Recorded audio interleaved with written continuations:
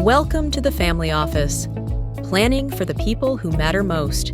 Because it's been about 20 years since she's been here to see her mom, who's 103. So my mom is coming to visit her 103-year-old mom. Wait, did you just say your mom's coming to visit her 103-year-old mom? Correct. Exactly. Yep. I just had to hear that one more time because I'm just thinking to myself, how the heck does that happen? Yeah. And then I'm looking at you and I'm going, dang, I got to do some better work on my skincare regimen, I think, because I got to keep up with Len if my face is going to be on the same frame with yours. Because I'm looking and I'm going, dang, Len, you got 10 years. I mean, you still looking fly, bro. Thank you, man. Thank you. It's just lighting. You know what I mean? I don't I love it. Definitely excited about that, man, because my grandmother didn't think she was going to see my mom before she passed. So everybody's really excited about her coming out to visit. So how do you feel about that when you're going to see all of them in the room together and everything?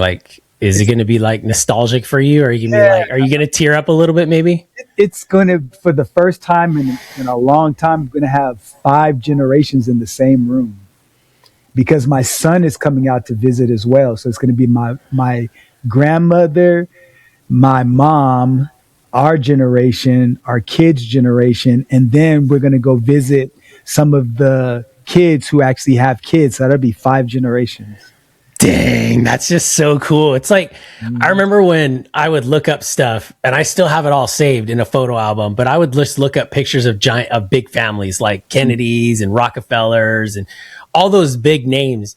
And you'd see, even at one point, I looked up Mitt Romney's family, and I just bring up that name because that was the last one I looked up as I was looking things up a while ago. And it's this huge family in front of this family estate, and you're it's true. You see 5, 7, 8 generations in that family, and you're going, what are these guys doing right to either live that long or to have a family that stays that tight? What are they doing that it's right there? That's the key thing there, right? Absolutely. And I think part of it is really understanding the value that elders bring to the equation and the wisdom and the knowledge that they've accumulated over years and passing those bits and pieces of information. And one thing that my son's really excited about is he's digitizing the history of the family. So a lot of the photos and the Polaroid pictures, he's digitizing them and then also uploading it to, a family history volume. So yeah, he's really excited about that. And his fiance, not his fiance, but his girlfriend is a museum curator. So she's very much into taking history and documenting it and everything like that. So it's pretty cool. My assistant and Mary did that last year. They took a bunch of super old Super 8 tapes that my dad had recorded when he had first gotten that camera when we were kids, and there was stuff from the mid 80s, and it was crazy. And they put it into digital, so always good to see that kind of stuff. And we're so fortunate to live in the world that we live in today, where you can have that kind of stuff digital, because up until, you're in that age group where you and I remember when you had to pull out the photo album and go through stuff and flip through stuff. And then now it's so easy. And I think that at the same time, while it's easy and it's great, it also kind of takes away the nostalgia because it is so convenient. And this is the convenient factor that makes stuff like that go away or less important. But it's so important to always have that kind of stuff. So to be able to be able to take that kind of stuff and have that memorialized forever, because now you don't lose it. Because I can think of so many freaking things that I've lost and have got destroyed when you move or any of those things that happen. And now as a result of it, you have it forever. So that's one of the great things about technology. While technology, I think, is a good thing and is also a curse at the same time, that's just one of the crazy things that I think is that we live in, but we also, at the same time, we take it for granted, right? Mm-hmm. Yes. While you were talking, I looked up, I said, what percentage of the population of people live to be 103 in the United States? In the U.S., approximately 0.02 to 0.03% of the total population is aged 100 or older in the U.S. So it's not looking good for the average American, is what you're saying. Well, I'm just saying most people don't live to 100 years old. To be able to have somebody in your family that you can talk to and still have a conversation with is an absolute blessing, man. Len, what would you say, because it's obviously it's your family, but like, what would you say that you could observe just by that is, because you're talking about 5 generations, like clearly is it obviously genetics. From what a lot of studies, people look at this and they think, "Oh, I'm screwed because I don't have good." But genetics are only about 20 to 25% of it, as a lot of recent studies have shown. Like long-term studies that actually are worth a damn, that aren't sponsored by like a pharmaceutical company or something like that. So, what is it that you think? Is it habits? Like, what have you noticed now, looking back at you're going, how is this happening in my family? Because there's a lot of people that want to accomplish something like that and they can't do it, and they want to do it. And it's like, that's something that I'm wanting to sit here and go, okay, how y'all doing this over here? What do you think as you sat and watched? Because it's interesting to see that, you don't see that often. And you're right. That statistic is very telling. What do you think it is in your experience as you've lived through life and seeing that? Well, I can tell you anecdotally with my grandmother what I experienced, because I've been around her all of my life. And I will say this: she was married, and she and her husband had Christ in the center of their lives. And so that lifestyle created a guardrail. I never saw her drink. I never saw her smoke. I never saw her engage in activities that were problematic. Now, I'm not saying she didn't do that, because my grandmother, people who know her, said she was not a saint. Let me tell you. So I want to put that out there. But if you know, you know. But once she found Christ in her life, it really changed the trajectory of her lifestyle. And so, she's a thin woman, so she was never overweight. And also, I would say she was always happy. She was always the center of attention, always cracking jokes, has a very light sense of humor. And she traveled a lot with her husband. In fact, they traveled to all 48 states driving around in their motorhome. And so every time they'd go to a different state, they'd attach another patch to their vests. And so, those things. So being married, healthy lifestyle, low stress, having Christ, and having a good sense of humor, I think that's a good recipe for success. I'm going to go road tripping everywhere. I want to go see the whole United States. Yeah, I think that's one of the coolest things to do, and nobody does it. Everybody takes it for granted. I think everybody ought to go and try to do that, because there's, like you said, Len, there's so much stuff in this country. There's so many places in this country, and we don't ever go and look at it. We don't ever take advantage of it. And it's like we go to all these other places to go vacation, and it's like right in front of us, like literally 20, 30 miles, 100 miles down. That's why I love being in Texas, because I'm going to go to, I don't know if you've seen this about, I don't know, Big Bend or something like that is what it's called. And like, you literally can camp out and see the Milky Way with your naked eye. Wait, so Big Bend, isn't that the tree in the? It's something in Texas or something. It's called, or something. Maybe I'm saying it wrong, but I just saw it.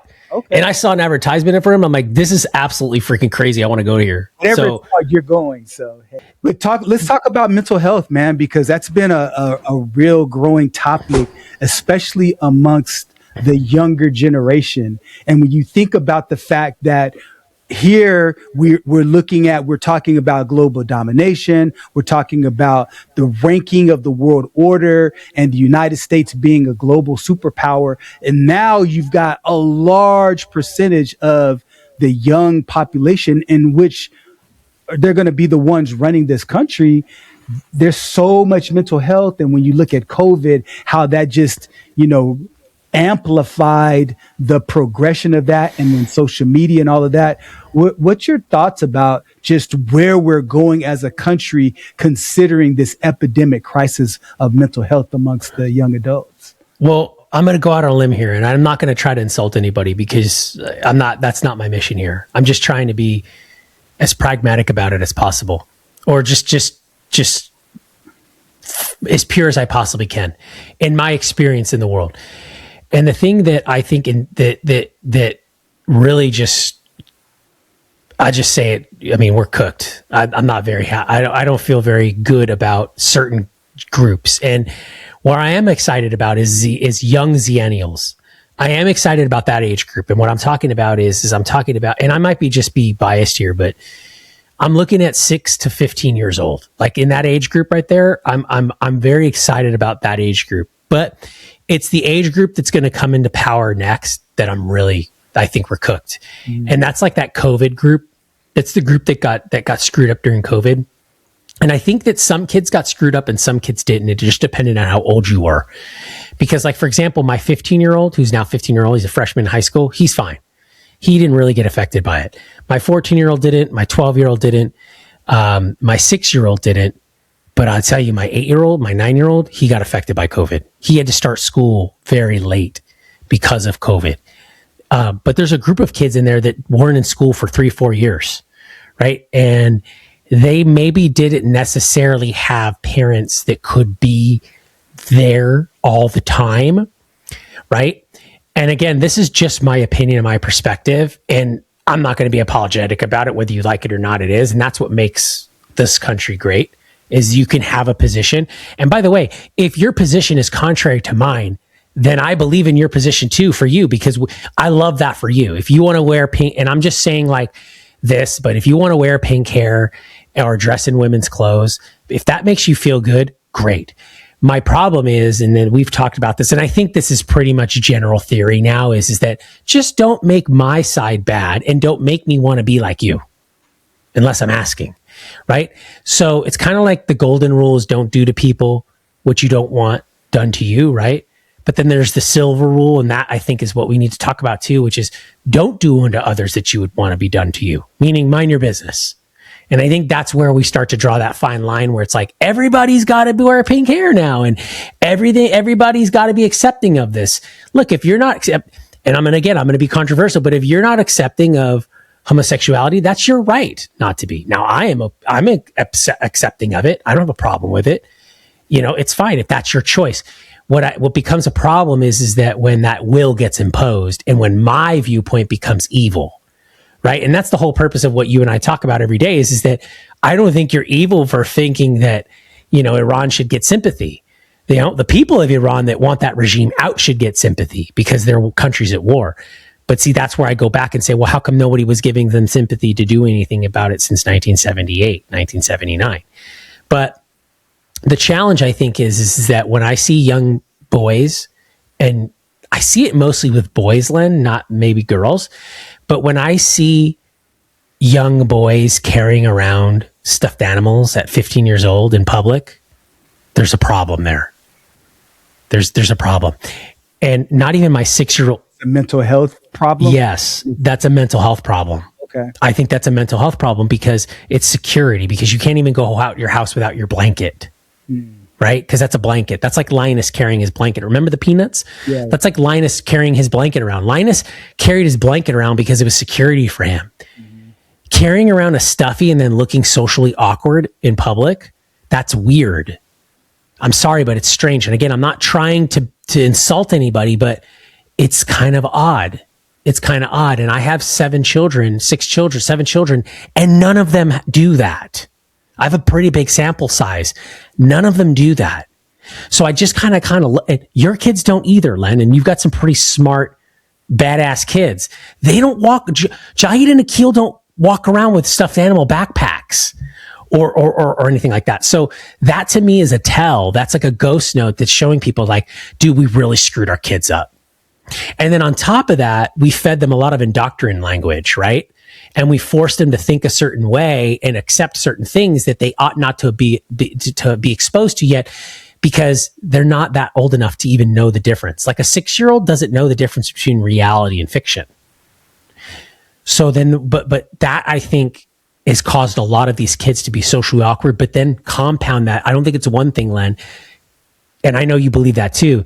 Compound on top of that the fact that we have social media here, which has not brought people together. It's created, because people talk about this all the time. You see young men, even on podcasts, they have a great podcast and they can be great on camera, but they can't even go outside their door because they don't know how to interact with people in the real world.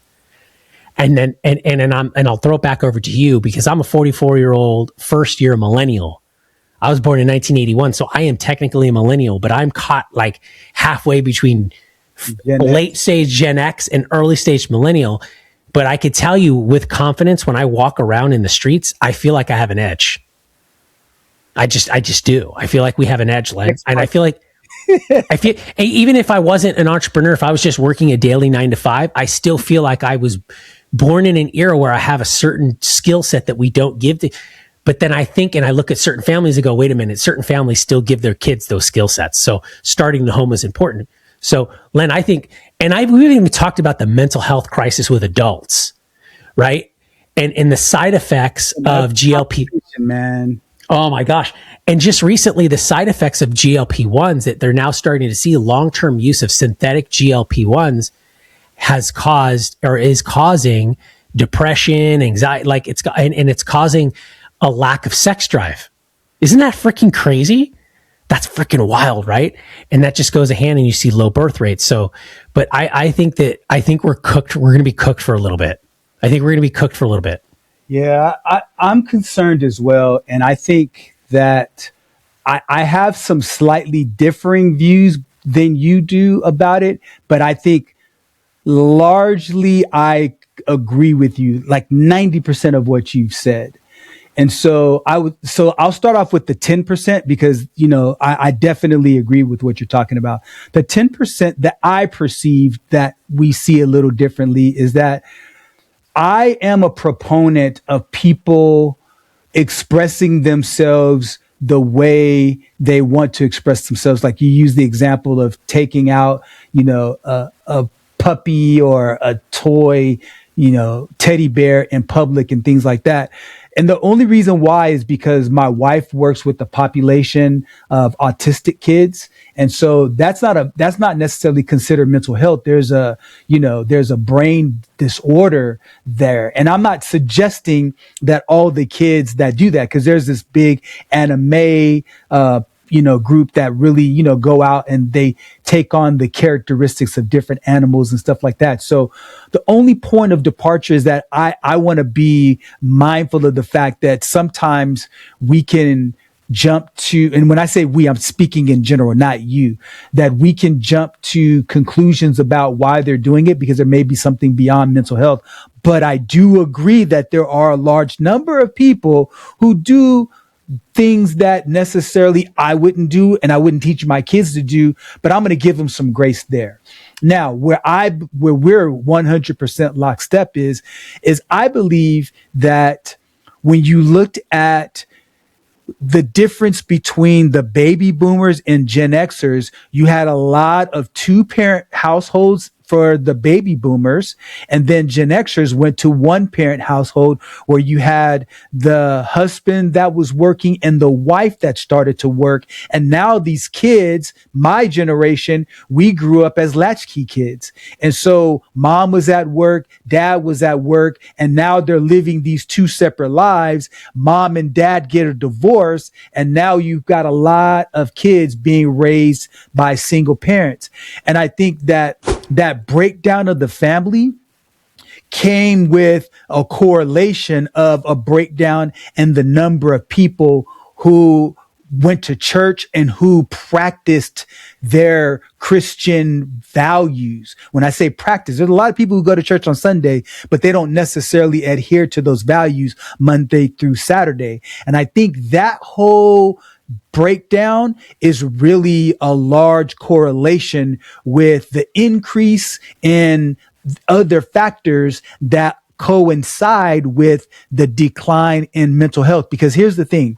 If I'm a kid and I grow up in chaos, mom and dad are divorced, or mom and dad have been fighting for years and then they break up. And I think that maybe it's because it's me that did that. And so now I'm angry in school. And so now I'm catching the ire of other people because I'm giving it out and I'm getting it back. And so it creates this cascading negative set of effects that ultimately lead to me, becoming less and less optimistic about the future. So the less optimistic I am, the more depressed I get. And if I get to a point of hopelessness, then the only other option is for me to end my life or to do something to hurt myself.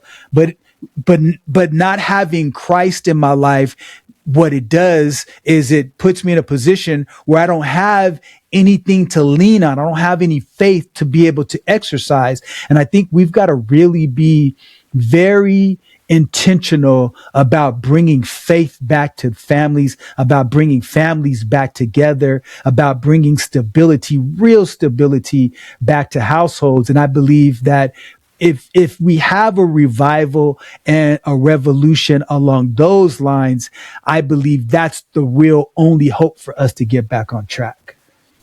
Yeah, I think so too. I just don't think that people are ready to hear that message yet. I don't think they're ready. I think everybody. Yeah, it's not a popular message. It's not something where everyone's like, "Oh yeah, yay, let me sign up for that." Like right now, I want to do that. But at the same time, I could tell you that if you look at any successful family or you look at any successful couple, that's what they're doing. Like that's the secret. And I think that more people need to recognize that, and they need to get back to that, because it's just such a simple thing to do, and it's such an easy thing to do, and it doesn't cost anything. It doesn't cost anything to be able to do that. It's just discipline. But time and time again, discipline is a hard thing for people. Discipline is hard. Discipline is a hard thing to get for people. So, but when you can get it, kudos to you, man. If you could be disciplined and you could stay consistent, that really is the thing that changes for everybody. Mm-hmm. But I just don't think people are ready for that, Len. I don't think we're in a place, and when you look at the morals and the ethics of leadership in the country today, and you see where that's going, and I know we're short for time today, but we could jump into that later. We could skip the salacious content today with everything, but that's a perfect segue for our conversation next week, if it's still applicable, which is we really need to take a look at leadership, and it's still the connection of the erosion of values. And I think mental health and leaders falling by the wayside, I think all of it's connected. I couldn't agree more. And I think that you're starting to see that. So next week, for sure, we're going to talk a little bit about ethics and why we seem to have an ethics problem in Congress today, and where that comes from. I don't know where it comes from, but you can agree with me, Len, that it's not just a Republican problem. It's not just a Democratic problem. It's an everywhere problem. There's an ethics problem everywhere in America today in regards to congressional seats. And I think that that's telling too, going into this midterm season and seeing what's going to happen there. So I'm curious to see how that's all going to play out and where that's going to land, for sure. But Len, if as always, I think that we have great conversations, but I think today I got a little bit more agreeance from you on my side, meaning I think you're in my camp a little bit more today. So I'm a little bit happy. I'm a little bit happy about that. I'm actually a little excited about that. Well, in the next coming weeks, it'll be your turn to be in my camp, man. So, but that's the whole purpose of these conversations, right? It's listen to each other and get an understanding from their point of view instead of trying to be right all the time.